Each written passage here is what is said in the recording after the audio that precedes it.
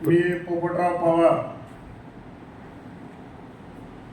इंदापूर तालुक्याला सर्व समाज बांधवांना विनंती करण्यासाठी आज इथं तालुक्यातील सर्व समाज बांधव बैठकीला उपस्थित राहिलेले आहेत। या बैठकीला मी असं आवाहन करतो की गेल्या 16 मार्चपासून मल्हारराव होळकर यांच्या जयंती दिनानिमित्त दीपकराव बोराडे मुंबईमध्ये आझाद मैदानावर उपोषण करत आहेत।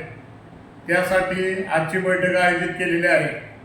तरी इंदापूर तालुक्यातील सर्व समाज बांधवांनी उद्या मुंबईला आझाद मैदानावर उपस्थित राहावे ही विनंती।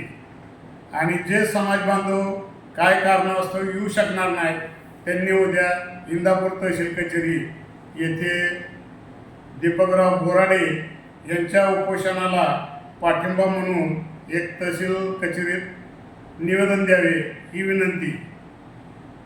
2014 मध्ये पंढरपूर ते बारामती पदयात्रा काढली होती एस टी आरक्षणासाठी। त्या टायमाला आत्ताचे मुख्यमंत्री 2014 मध्ये विरोधी पक्षनेते होते। त्यांनी बारामतीमध्ये येऊन समाजाला एक आश्वासन दिलं की बाबा तुमचा जो एस टी आरक्षणाचा प्रश्न आहे ती आमचं सरकार आल्यानंतर पहिल्या कॅबिनेटमध्येच तुमच्या एस टी आरक्षणाचा प्रश्न मार्गी लावा। आणि त्यांनी स्वतः कबुली दिली की बाबा संविधानानं तुम्हाला हे आरक्षण दिलेलं आहे।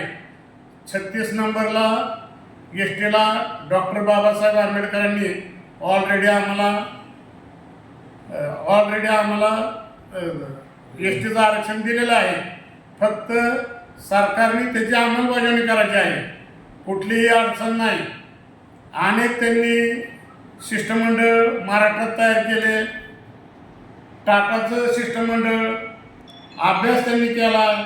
त्या अभ्यासाला अनुसरून आम्हाला आरक्षण द्यावे आणि आम्हाला आरक्षण द्यायला ह्या सरकारला कसलीही अडचण नाही। आणि एस टीच्या आरक्षणाचा सरकारने त्वरित अंमलबजावणी करावी आणि आमचा अंत सरकारने पाहू नये। मुख्यमंत्र्यांनी जो शब्द दिलेला आहे संपूर्ण समाजापुढं, आता जवळजवळ तुमची दुसरी टर्म आहे सरकारची, तरी तुम्हाला ह्या प्रश्नाचा विसर पडता कामा नये। काय जरी झालं तरी आता विधिमंडळमध्ये तुम्ही स्वतः प्रश्न हा लावून धरून आमचं एस टी आरक्षणाचा प्रश्न मार्गी लावून आम्हाला सहकार्य करावं। जय हिंद, जय महाराष्ट्र, जय मल्हार।